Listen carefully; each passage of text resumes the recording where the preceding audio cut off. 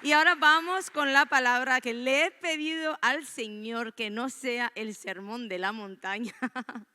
Le he pedido que me ayude, pero Él me ha dicho que viene conmigo. Así que va a haber algo para ti, ¿sí?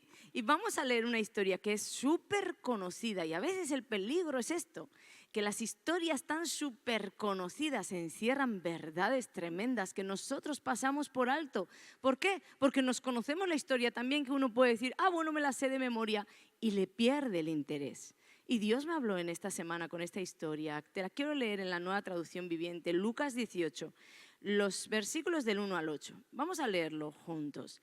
Cierto día, y quiero que prestes atención a lo que lees, ¿sí? Jesús les contó una historia a sus discípulos para mostrarles que siempre debían orar y nunca darse por vencidos. Había un juez en cierta ciudad, dijo, que no tenía temor de Dios ni se preocupaba por la gente. Una viuda de esa ciudad acudía a él repetidas veces para decirle, hágame justicia en este conflicto con mi enemigo.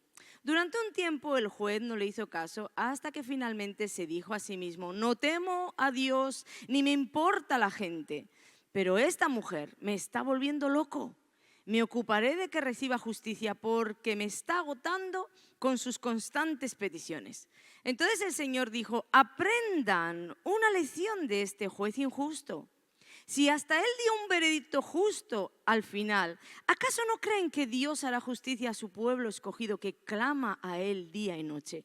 Seguirá aplazando su respuesta. Les digo, él pronto les hará justicia, pero cuando el Hijo del Hombre regrese, ¿a cuántas personas con fe encontrará en la tierra? Vamos a ir analizando esta historia. Tenemos en la historia un juez injusto, una persona realmente que vivía para él. Estaba destinado a ser alguien que traía justicia a los más débiles, que tenía que declinarse por esa justicia hacia los más débiles, y resulta que era un ególatra, era una persona anarquista, solamente vivía para él, y además dice la Biblia que no tenía ningún temor, ni temía a Dios, ni respetaba a nadie, un ególatra corrupto. Y luego tenemos una viuda, que habría que entender en la sociedad judía lo que representaba una viuda. Y es que una persona viuda que además se sabe seguramente no tenía hijos, porque a este tipo de pleitos los padres siempre iban con los hijos, pero en el texto no se nombran los hijos. Entonces esta mujer sería viuda, sin hijos, nadie, como os digo, no es lo mismo en el día de hoy que en la sociedad judía. Nadie daba un duro por esta viuda. Ella era alguien sin valor, no tenía quien la defendiera. Y dice ahí la palabra que además tenía un problema con un enemigo. Y este juez no le estaba haciendo ningún caso. ¿Sabes qué es lo más triste de la historia? Precisamente esto, que no tienes a nadie, que no tienes esposo, que no tienes hijos, que en la sociedad eres nadie y la única persona en el mundo que te puede ayudar, que puede hacer justicia y está puesto por Dios mismo para hacerte justicia, es un ególatra corrupto que no quiere dar nada por ti, que no te quiere hacer esa justicia. Yo creo que esta mujer estaba en una condición que realmente podría decir, mi vida se echó a perder, aquí se acabó todo porque no tengo ya más nada que hacer. Pero la historia está contada ahí para que nosotros sepamos no solo que siempre hay esperanza, sino que Dios siempre contesta, porque dice que ella persistió. Y ahí de intensa, dice que el juez finalmente dio un veredicto a su favor. Y cuando pregunto a alguien acerca de la historia del juez y la viuda, el juez injusto y la viuda, claro, todos me van a decir, sí, perseverancia, persistencia, ¿verdad? Yo digo intensa, porque todos sabemos que el secreto de esta mujer fue ser intensa. Pero, ¿qué clase de intensidad? ¿O qué clase de perseverancia? ¿De qué nos quiere realmente Dios hablar en esta historia? Porque Jesús no les estaba diciendo a sus discípulos, yo quiero que vosotros entendáis que tenéis que cansar a Dios Padre hasta la saciedad, cansarlo hasta agotarle la paciencia. Y esa es la manera en que Dios Padre, como juez, se levanta y os hace justicia o os da el deseo de vuestro corazón. ¿Verdad que no? No hay nada de esto en esta historia. Entonces vamos con la historia. Lo primero que vemos ahí es que la Biblia dice que al juez, la señora bendita esta, le estaba agotando la paciencia. Pero para agotarle la paciencia, quiere decir un juez que atendía tantísimos casos al día, que una viuda le agote la paciencia es porque esta viuda no se comportaba como todos los demás. Entonces este juez seguramente estaba acostumbrado a que cuando alguien venía con un veredicto, él, de corrupto y ególatra, podía no contestar, alargar los veredictos, hacer lo que quisiera, como quisiera, y los de abajo terminaban, esas personas que venían a clamar por su justicia, terminaban dándose por vencidos, terminaban diciendo, bueno, no hay nada que hacer, este hombre hace lo que quiere, él es el poder. Pero había una viuda intensa, persistente, que decía, no, yo no voy a dejar, yo no voy a soltar a este hombre, así como Jacob, ¿verdad? No te voy a dejar hasta que me bendigas. Pues así esta viuda decía, yo no lo voy a soltar, aunque le agote la paciencia. Dice además ahí que rogaba, que cesaba con ruegos insistentes. Esta mujer se presentaba allí una y otra vez y la Biblia da detalles tales como que este juez por un tiempo no le hizo caso. Tú ahora quiero que pienses en los tribunales. Tú entras siendo doña nadie. Nadie en la sociedad ni te mira. No tienes ningún tipo de valor. Vuelvo a decir, vayámonos a la sociedad judía, no al día de hoy. En la sociedad judía, donde entras en esos tribunales y la única persona que te puede decir algo te menosprecia. Y tienes que salir de allí con ese rechazo, con ese desprecio. Yo hablaba hoy con el pastor y le decía, tal vez ellos no entiendan, pero yo sé que tú vas a entender en profundidad. Porque yo recuerdo las veces que el pastor iba al consulado a pedir su visado. Y yo recuerdo cómo él salía con ese dolor en el corazón, porque nosotros somos seres humanos donde el rechazo nos causa dolor. Y él iba a la ventanilla y allí le trataban como si fuera un criminal, siendo que el pastor no tiene ningún crimen. Y en España no sé cómo se dice, sus antecedentes están limpios. Él pagó por su culpa, Dios cambió su vida, pero se presentaba a un consulado, iba a pedir un visado y le trataban como un perro. Y le clicaban, le quitaban la ventanilla y ya no quiero hablar más contigo. Y yo recuerdo cómo él salía con ese sentimiento de derrota. Pero nuestro pastor es como la bendita viuda, porque ya lleva 4 veces tocando allí la ventanilla. Pues esta viuda, lo mismo. Imagínate el sentimiento de derrota que uno tiene, que tiene que salir de ahí cabizbajo diciendo otro día más de fracaso donde no se me atendió. Pero ella no dejaba de persistir, porque lo primero que hizo es vencer la conmiseración. Ese sentimiento que nos suele venir de pobrecito de mí. ¿Cuántos han estado orando por alguna petición bastante tiempo y Dios no ha contestado?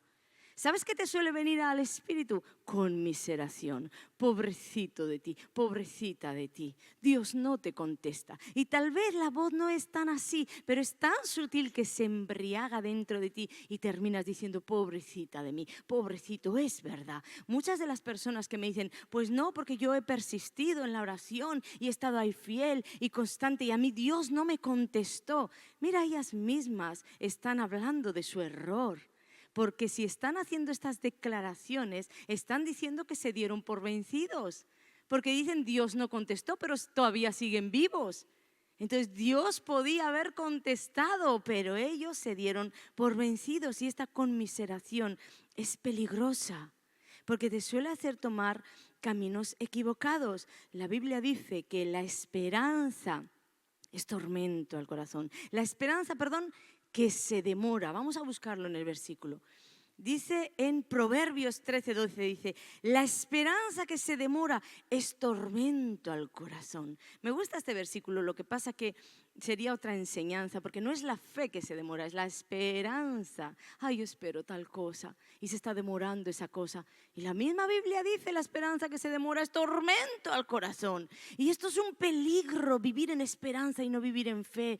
Por eso tantas mujeres, ministro tantas mujeres, bueno, habrá hombres también, pero yo ministro a las mujeres que me dicen 10 años orando fielmente al Señor, como la viuda ahí orándole al Señor, que quiero un esposo esposo consagrado, que quiero un esposo para servirle en el ministerio y el Señor no me contesta. Mira, te voy a decir algo. Pablo dice que Dios siempre dice la verdad y que todos los hombres mienten, lo dice en Romanos 3. Entonces, si se te levanta a ti todo el infierno, se levantara aún todo tu vecindario, toda tu nación a decir, tienes razón, mira, Dios no te ha contestado. Sea todo hombre mentiroso, dice la Biblia, porque Dios siempre dice la verdad.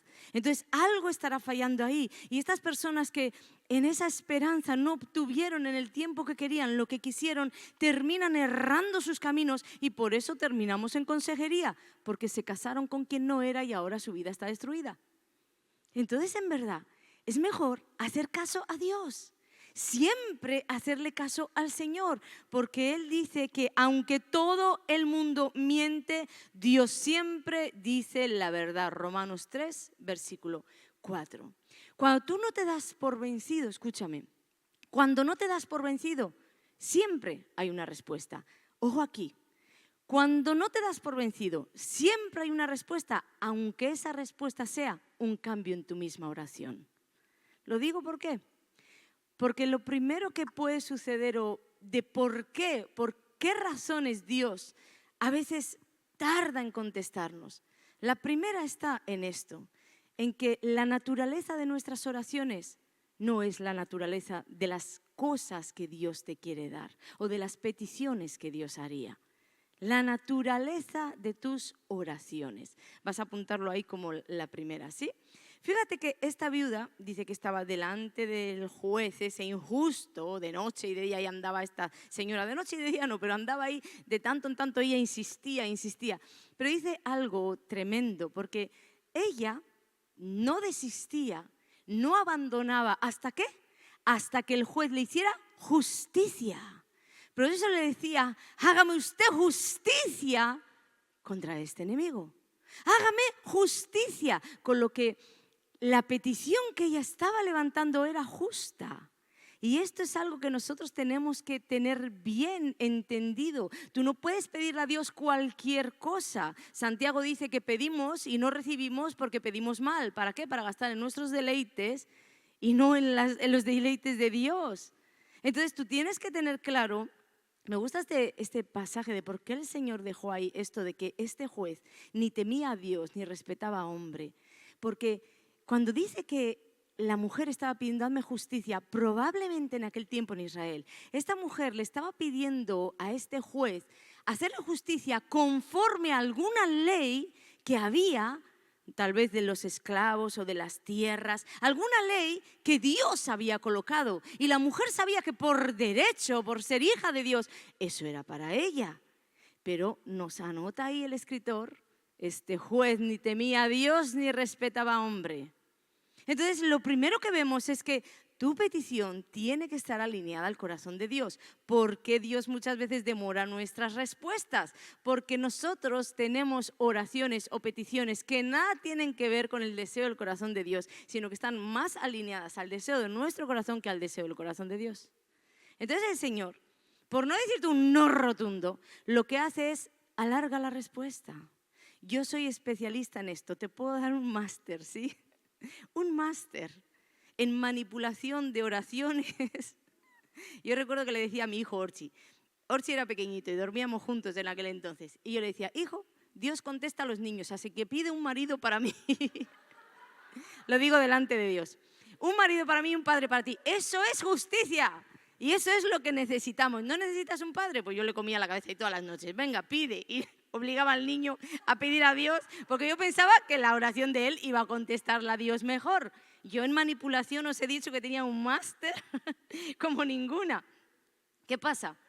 Que Dios no me dijo del inicio, no te voy a dar lo que pides, porque lo que hizo es prolongar tanto la petición que pensé que me quedaba para vestir santos, pero gracias a Dios aquí estoy y no.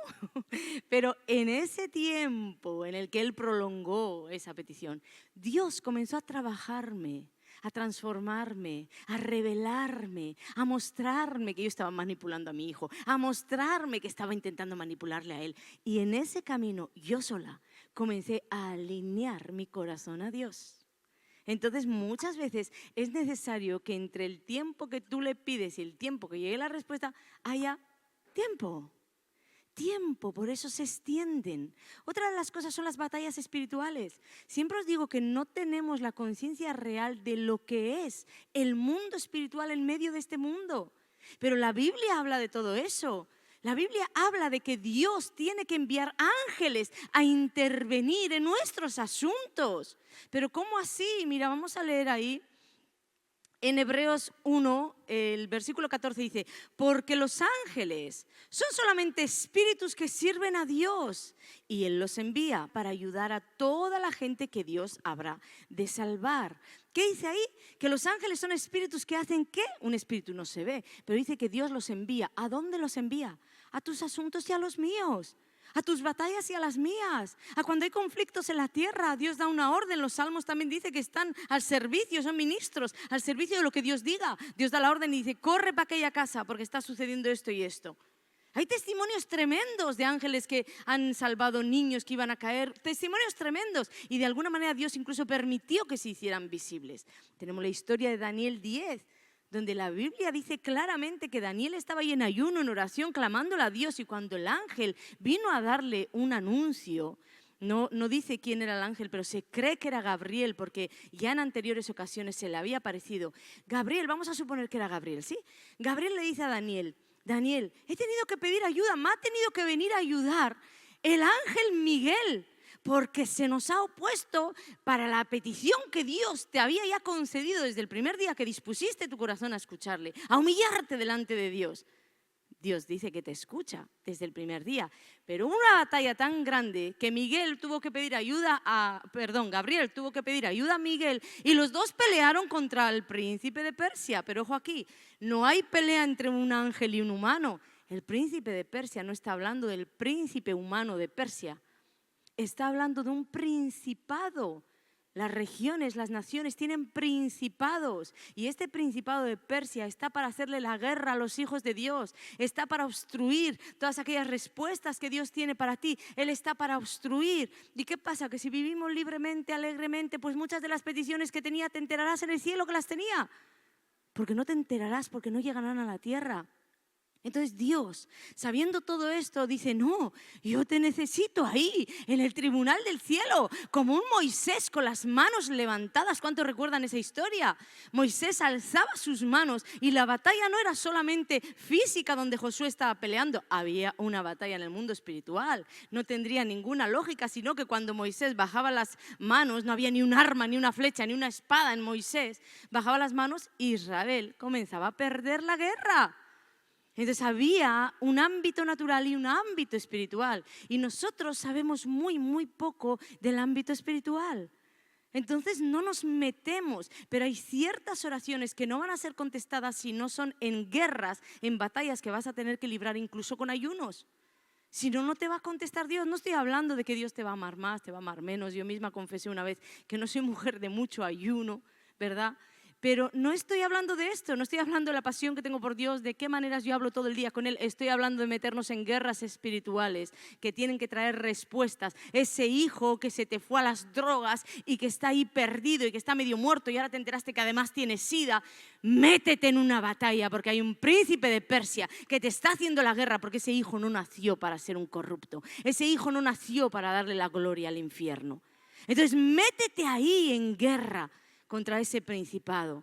No alegremente, bueno Señor, ya lo salvarás si tú quieres. No, Dios ha establecido hacer las cosas de una manera, y una de las cosas que ha establecido es que la oración sea la gasolina del vehículo que te lleva a la bendición.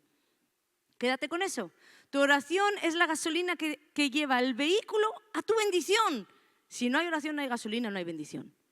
Pedro, tenemos ahí Hechos 12, dice que el Señor libera a Pedro, y en el versículo 5, en Hechos 12, el versículo 5 dice, mientras Pedro estaba en la cárcel, ¿dónde estaba Pedro?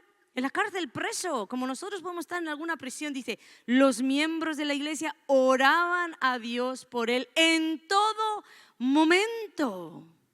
Dios nos deja ahí la anotación. Mira, Pedro estaba en la cárcel. Y luego comienza además a decir, déjame leértelo. Comienza a decir versículo 9, una noche Pedro estaba durmiendo en medio de 2 soldados y atado con 2 cadenas. Fíjate, Dios te empieza a narrar la historia como diciendo, para que veas qué pedazo milagro hice. Afuera los demás soldados seguían vigilando la entrada de la cárcel. Había soldados dentro, había soldados fuera, había cadenas de por medio y dice, era un día antes de que Herodes Agripas presentara a Pedro ante el pueblo. Ya había una sentencia del infierno dada y Dios te dice como el imposible de los imposibles. Pero te había añadido antes, los miembros de la iglesia oraban. Y dice, de repente un ángel de Dios se le apareció y una luz brilló en la cárcel. El ángel tocó a Pedro para despertarlo y le dijo, levántate, date prisa. En ese momento las cadenas se cayeron de las manos de Pedro. ¿Qué te dice Dios? La oración tiene poder. Y Él te dice ahí, ellos estaban orando en todo tiempo. No estaban diciendo, bueno, si Dios quiere ya sacará a Pedro de la cárcel y si no, sigamos hermanos alegremente sin Pedro. No.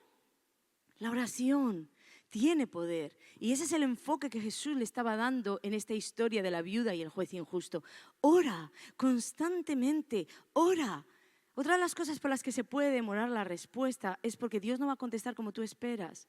¿Cuántos recuerdan hace un año en esta época, en este tiempo, que Stephanie tenía un problema con su pasaporte o con, bueno, a ver, para no liarla, yo no entiendo mucho de nacionalidades, de residencias, de pasaportes, visados. Yo no entiendo mucho de papeles, ¿de acuerdo? Pero lo que sé es que depende de qué nación eres, si tienes residencia o nacionalidad, pues puedes viajar a otros países o puedes no viajar, como nosotros. Ahora mismo el pastor no tiene un visado, no podemos entrar en Estados Unidos. ¿Hasta ahí todos llegamos? Vale. Recordamos el año pasado que nosotros teníamos un congreso en Ecuador. Ya habíamos comprado los pasajes y todo, y ahí nos dimos cuenta que para entrar a Ecuador un venezolano necesitaba ciertas cosas que Stephanie no tenía. ¿Recordamos? Y entonces, ¿qué sucedió? Que en una palabra de fe, yo le dije, vete al consulado, sin cita, sin nada, vete al consulado, Dios puede hacer algo. Y ella y Ute, las dos agarraron ahí arrancadas, mujeres de fe, porque de verdad hay que tener una fe intrépida para presentarte delante de un cónsul y decirle, no tengo cita, no tengo nada, pero vengo aquí a por mi pasaporte y a por todos los papeles que necesito. Pues ellas lo hicieron, fueron y esas mujeres hallaron favor y gracia, hablaron con el cónsul en persona. Yo recuerdo aquí un domingo en directo y Stephanie mostrándome el móvil, el cónsul escribiéndole a su WhatsApp. Y así le dieron todos los papeles y nos fuimos, ¿de acuerdo? Ok, este año volvió a suceder no sé qué en el pasaporte de Stephanie, que lo tenía vencido o algo así, y ella no había sido negligente. Vamos a suponer que si tú sabes que presentas un pasaporte y tienes 3 meses para que te lo entreguen, pues yo no soy negligente si hago mis vacaciones al de 6 meses, ¿verdad? Porque digo, bueno, en la ley tengo 3 meses. Entonces Stephanie, junto a mi hijo y otras personas de la iglesia, hicieron el tour de Willy Fogg. Se están yendo de nación en nación estos jóvenes, ¿verdad? Que duermen en un sitio, duermen 3 horas y van a otra nación, cruzan la frontera. ¡Qué locura! Esas vacaciones que yo vendría pues desintegrada. Pero ellos están así. Había de hecho en las historias durmiendo en el aeropuerto y cosas locas así de la juventud. Pues ella hizo pensando que todo iba a acontecer bien. Pero pasaron los meses y a Stephanie no le llegó lo del pasaporte. Y tú no puedes viajar alegremente por ahí si no tienes tus papeles en regla. Entonces, ¿qué sucedió? Tal vez Stephanie se acordó de que el año pasado Dios le hizo el milagro y este año Ute y Stephanie volvieron al consulado a decir, aquí estoy otra vez, necesito nuevamente el milagro. Pero en esta ocasión, ellas se encontraron la puerta cerrada porque la mujer que les atendió les dijo, ¿cómo venís aquí sin cita? ¿Cómo venís aquí sin los papeles? ¿Cómo venís aquí sin los listados? No hay nada. Que entonces se tuvieron que marchar, pero Stephanie tenía el viaje ya. Entonces, bueno, acordamos que vete mujer, porque en esas fronteras Dios te hace invisible o Dios hará algo. Cuestión, Dios quería enseñarle que Él no siempre tiene que hacer las cosas como uno quiere o como uno pide. Ella clamó y clamó y clamó y no se dio, pero tuvo la fe de agarrar el avión en Madrid o en Barcelona y marcharse a esos, creo, 7 países están recorriendo. Y sabes, me decía por el WhatsApp, aquí estoy alegremente, hasta vi a Jesús en la frontera donde una señora, ella no sonreía, ella no hacía nada para nadie. Y el Señor me dijo, colócate en ella, que tiene que ser lo más difícil todavía, porque había un hombre sonriente con todo el mundo y una señora que parecía Hitler. Y Dios le dijo, colócate con la señora. Y ella se colocó con la señora y me decía, pastora, yo sentía que Jesús estaba detrás sonriéndome. Yo no sé si es que estoy coaccionada por lo que tú contaste, que Jesús te guiñó el ojo. Recordamos la historia ahí en el médico. Le digo, no, tú no estabas sugestionada, me dijo, y no estabas sugestionada por nada de eso. Solo que cuando yo te conté la historia, yo abrí una dimensión diferente para ti y tú la creíste en fe y ahora la estás viviendo tú. Ella vio que Jesús le sonreía y esa mujer le pasó y ahí andan de nación en nación dando vueltas sin tener los papeles en regla. ¡Gloria a Dios! ¡Gloria a Dios! Ese es nuestro Dios. Déjale que conteste como quiera. Tú solo mantente ahí en la presencia de Dios, porque Dios es fiel y siempre responde. Y enseñando a sus discípulos, Jesús les dice, aprendan una lección de este juez injusto. Y hoy nos lo dice a nosotros. Si hasta él dio un veredicto, versículo 6, un veredicto justo al final, ¿acaso no creen que Dios hará justicia al pueblo, a su pueblo escogido? Jesús les estaba diciendo, yo sé que las oraciones están creadas para ser respondidas. Yo sé, Jesús se sabía todos los textos. Clama a mí y yo te responderé. Los ojos de Jehová están sobre los justos y atentos sus oídos al clamor de ellos. Claman los justos y Jehová oye y los libra de todas sus angustias. Jesús les estaba diciendo, si un juez malo es capaz de hacer algo bueno, ¿qué no hará un Dios bueno con sus escogidos si oran? Si oran. Y esa es la cuestión, que a veces nos falta oración. Jesús ahí les añade algo de muchísimo valor. ¿Acaso no creen que Dios hará justicia a su pueblo escogido que clama a Él día y noche? Que clama a Él día y noche. No está hablando que ora con Él, habla con Él de día y de noche. Orar y clamar son dos cosas diferentes. Uno tiene un clamor en el corazón cuando tiene un conflicto interior, cuando tiene un conflicto con un hijo, cuando tiene un conflicto. Ahí hay un clamor y dice, pues que ese clamor se convierta en estar en la presencia de Dios día y noche. Pero ¿sabes qué nos falta? Constancia y perseverancia. Mira, son dos palabras que son sinónimas, pero yo les encuentro una diferencia. Constancia vamos a decir que es, pues vamos a suponer una persona constante en correr. Todos los días a las 10 de la noche va a correr 1 hora, 5 kilómetros. Y se corre, recorre ese recorrido, es constante en esto. Pero cuando yo digo que esa persona es constante y además perseverante, para mí quiero decir que aunque truene, aunque nieve, aunque granice, esa persona va a traspasar cualquier obstáculo con su perseverancia para no perder la constancia. Entonces, constancia crea hábitos y perseverancia vence obstáculos. Y nosotros muchas veces no somos ni constantes ni perseverantes. Esa viuda era constante y perseverante. ¿Constante por qué? Porque dice que se presentaba delante de aquel juez injusto día sí y día también. Tenía hecho como una constancia en ella. Yo voy a donde el juez, que es el que me puede atender y me puede resolver la vida.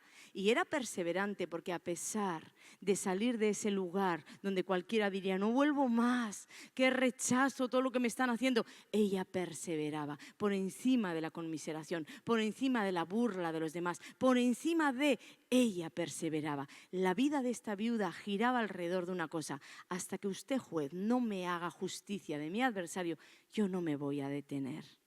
Su vida giraba alrededor de estar delante de aquel que tenía el poder de otorgarle lo que pedía.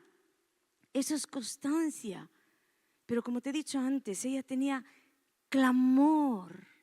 Y muchas veces nosotros también nos falta ese clamor. Dice que esta viuda, dice que le decía al juez, hágase justicia en este conflicto con mi enemigo. Entonces, ella tenía localizado el conflicto. Yo en esta semana hablaba con una persona y le decía, estoy pasando por algo terrible, como os decía en la adoración. A veces me presento delante de Dios y le digo, es que no sé más qué decirte, no sé ni de qué hablarte, Señor. No quiero decir, como otras veces que os digo, que estoy en constante oración con Él, hablando con Él, y ya a veces llego a la madrugada y le digo, te voy a alabar, voy a poner música, porque ya te he soltado todo mi carrete. No era eso, era algo diferente. Era como que me presentaba en la presencia de Dios y me quedaba muda, no tenía ni qué decirle. Y Dios me mostró que estaba desubicada, porque Él me mostró que siempre hay algo por lo cual orar, porque siempre hay un conflicto. Y no siempre tiene que ser algo tan grande como que el marido se te está perdiendo o el hijo se fue de la casa y está de la mano de Satanás. Puede ser algo tan pequeño como preséntate, Ana, delante de mí, porque hay un servicio esta tarde donde yo quiero bendecir, ungir, liberar, sanar.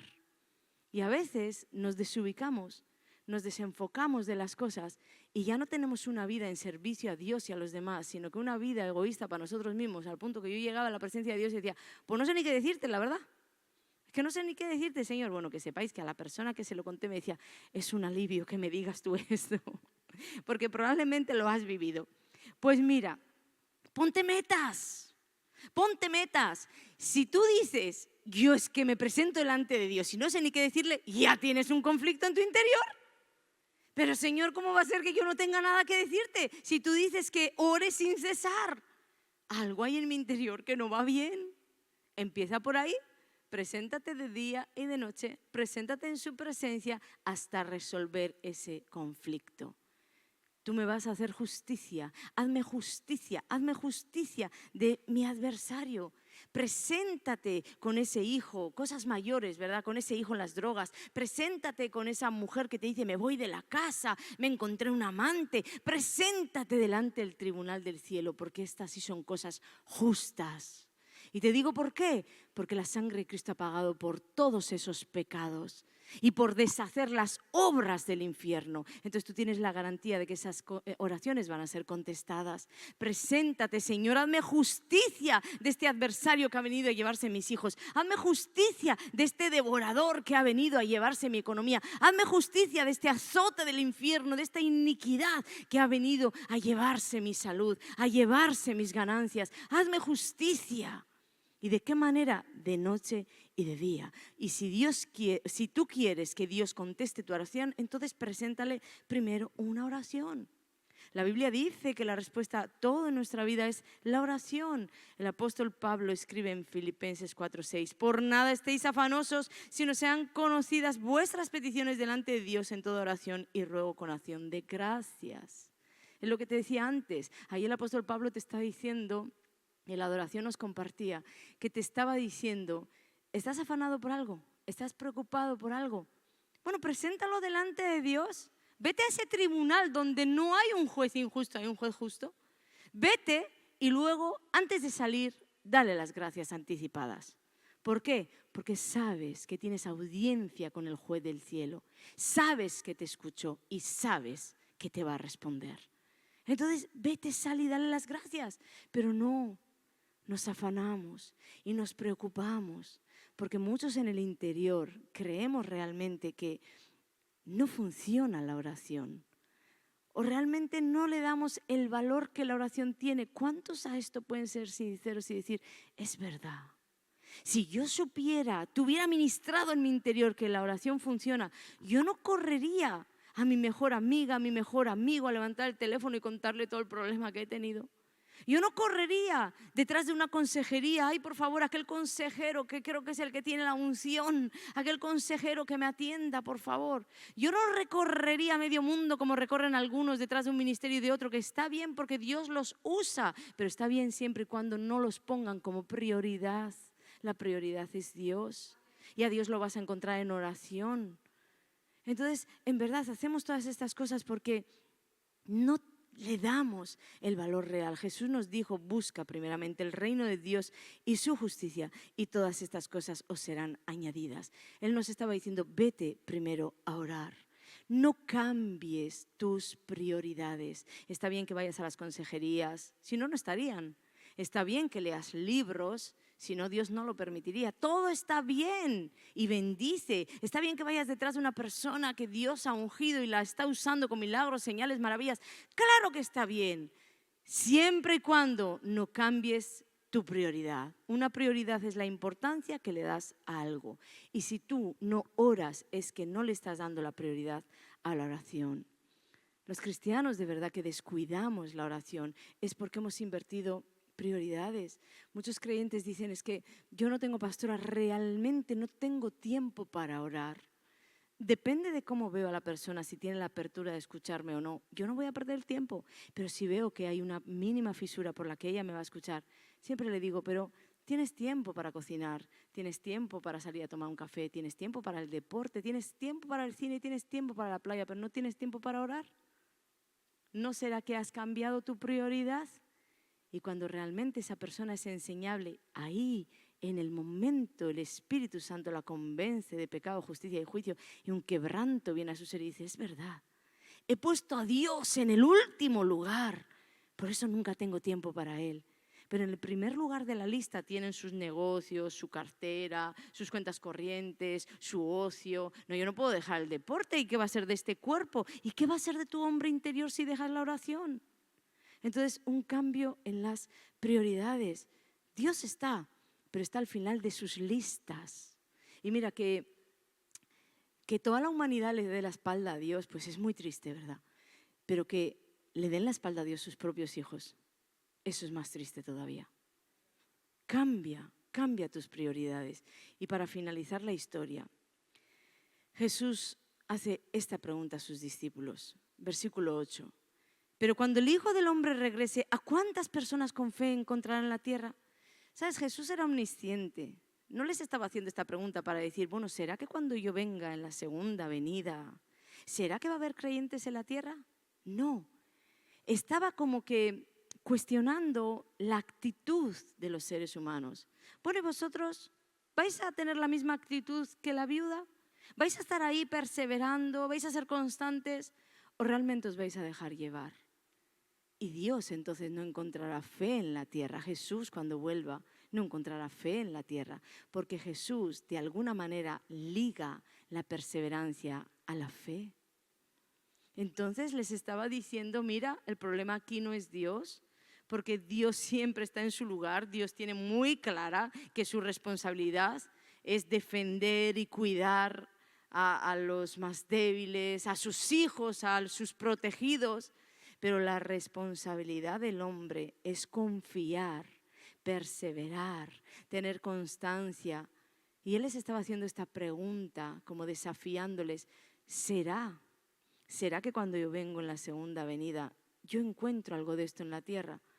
¿O cada uno se marchó por donde bien quiso y me olvidaron? Yo creo que nosotros deberíamos de sacudirnos de todo aquello que nos impide orar. Voy a pedir la adoración, venga. Deberíamos de sacudirnos, pero con conciencia, de decir, nada ni nadie me va a impedir a mí estar en la presencia de Dios. Me voy a poner metas. Estamos en esos días, 21 días de oración. Muchos empiezan con mucho ánimo y al tercer día, a mí se me olvidó. No importa, retoma. Si el diablo te robó 3 días, que no te robe los 21. Retoma. Dios es un Dios que siempre tiene otra oportunidad. No una segunda, una tercera, una cuarta. Siempre de aquí a la eternidad tú tendrás una oportunidad. Entonces retoma. Pero ahora sabiendo todo esto, añádele ese conflicto que vas a colocar delante del Dios del cielo, que es el juez, que no solo es tu padre y tu amigo, también es el juez que te va a hacer justicia. Porque hoy Jesús te ha dicho, si un juez malo ha podido hacer algo bueno, ¿cuánto más no hará un Dios bueno por sus hijos que le claman, que le oran, que están ahí delante de Él de noche y de día, de noche y de día? De noche y de día habla de una vida en Dios. No es que ahora te encendiste en el culto y sales a la presencia de Dios y mañana si te he visto no me acuerdo, porque esas oraciones no serán contestadas. Muchas de ellas vienen por gracia, pero yo hablo de tesoros en los cielos, hablo de respuestas brutales para familias, para naciones, cosas tremendas que están detrás de esa cortina que hay que vencer en oración. Entonces, alístate en el ejército de Dios. Alístate, no llores más. Es que mis hijos no están en el Señor, es que mi esposo se fue, mi esposa se fue. No llores más. Dios no va a contestar a tus lloros, va a contestar a tu clamor. Clama a mí, yo te responderé. Si esas lágrimas caen por tus mejillas, producto del clamor, está bien, pero es que solemos tener el defecto de llorar sin clamor, llorar con queja. ¿Dónde está Dios? ¿Dónde está Dios? Llorar con duda. Dios tampoco promete que va a responder tus dudas. ¿Será que Dios lo hace? Voy a probar a ver. Alguien está ahí diciendo, bueno, voy a probar a ver. Ya te digo que así no es. Dios responde la fe. Y la fe siempre va unida a la constancia y a la perseverancia. Yo sé en quién he creído y no te dejaré hasta que me bendigas. Si un juez malo, corrupto, ególatra, que vivía en una anarquía, supo hacer todo eso, yo voy delante del Dios del cielo que me creó y contó un destino para mí de bendición. No te dejaré hasta que me bendigas. Quisiera orar por ti, y si tú le quieres decir al Señor, no te dejaré hasta que me bendigas. Si quieres decirle al Señor, he dado oído a lo que has dicho, he dado oído a tu palabra, ven aquí delante, déjame hacer una oración aquí juntos en el altar, en el mismo altar en el que me presento yo, Señor. Porque cada uno tiene sus conflictos y cada uno tiene sus cosas, Señor. Y yo me presento también delante de ti, delante de ti. Vamos a añadir, Padre, a estos 21 días en la presencia, esta constancia, Señor, añadiendo el conflicto que cada uno de nosotros tenga, para colocarlo ahí delante de Dios. Mira, el Espíritu Santo, yo siento que está ahí contigo, ahí contigo. Entonces dile al Señor, yo, Señor, me voy a presentar delante de ti. Como Daniel, que estaba 3 días ahí en la presencia de Dios. Eso solo dice que tenía una vida en Dios. Pues dile, yo quiero esa vida en Dios y quiero meterme contigo. No quiero ser alguien atrapado por las redes, atrapado por las películas, atrapado por las series, atrapado por toda cuestión y no me deja tener una vida en Dios, que estoy creado para tener una vida en Dios. Me quiero sacudir de todo eso, quiero romper con todos esos lazos que me han atado la vida, mentalmente, espiritualmente, que me han atado la vida. Me quiero sacudir de todo eso y te clamo, Dios del cielo, en primer lugar, yo me presento delante del juez para que me hagas justicia a este adversario que me atrapó. Porque aun el pecado fuera mío, la sangre de Jesús me limpia de todo pecado. Y yo te pido perdón por haberme dejado apresar. Comienza por ahí, dile, te pido perdón por haberme dejado apresar, por haberme dejado meter en prisiones de oscuridad donde ahora no encuentro la luz. Tú eres mi luz y estás dentro de mí. Brilla, despiértame, dile. Si estoy dormido, despiértame, porque tu palabra dice, despierta tú que duermes y te alumbrará Cristo. Padre, yo envío esta palabra, recorra todos los hogares, despierten los hogares y los alumbrará Cristo. Nos colocamos delante de ti, Señor, declarando que queremos cambios de vida, vidas en presencia, vidas en constancia, vidas en perseverancia. Y también, Señor, reconociendo que si no nos ayudas no lo vamos a conseguir. Por tanto te pedimos, pon el poder, la libertad que nosotros vamos a poner, Señor, el estar delante de ti. En el nombre de Jesús, Padre, yo los bendigo, Señor. Bendigo a todos estos hermanos que se han acercado aquí al altar, se han acercado humildemente delante de ti, se han acercado a hablar contigo, a presentarse delante de ti. No se han acercado, ninguno de ellos se ha acercado aquí a mí, se han acercado a ti. Tu palabra dice, acercaos pues a mí, yo me acercaré a vosotros. Acércate a ellos, Señor, acércate. Yo siento ese ruá, ese viento ruá sobre ti, envolviendo tu vida, trayendo cambios, susurrando a tu oído. Y abro mis ojos espirituales porque te quiero ver y te quiero conocer. En el nombre de Jesús. Habla con Él ahí, todo lo que venga a tu espíritu, habla con Él. Porque estás delante del tribunal del cielo. Bendigo a toda persona que nos está viendo. Estás ahí, delante de un juez que ya colocó un abogado defensor para ti, Jesucristo, el Hijo de Dios. Y aunque tienes un fiscal que te oprime, aunque tienes un adversario que te oprime, tienes un juez justo que te hará justicia en tu clamor. Yo te bendigo para alcanzar respuesta. Reprendo todo espíritu de Persia que quiere venir con demora en el nombre de Jesús. Lo reprendo en el nombre de Jesús. Y clamamos al cielo para que la ayuda llegue y podamos cantar victoria. En el nombre de Jesús la iglesia dice amén, amén y amén. Aleluya. Sigue ahí hablando con el Señor, sigue ahí en lo que te quiera decir, porque seguro Él te quiere ministrar. O tal vez le tienes algo que decir, algo que clamar, algo que dejar en el altar, pero asegúrate de iniciar aquí ese pleito contra el mismísimo infierno en lo que te está oprimiendo. Asegúrate, hoy entras por esas puertas del tribunal del cielo a presentarte delante del juez y decirle: hazme justicia de mi adversario.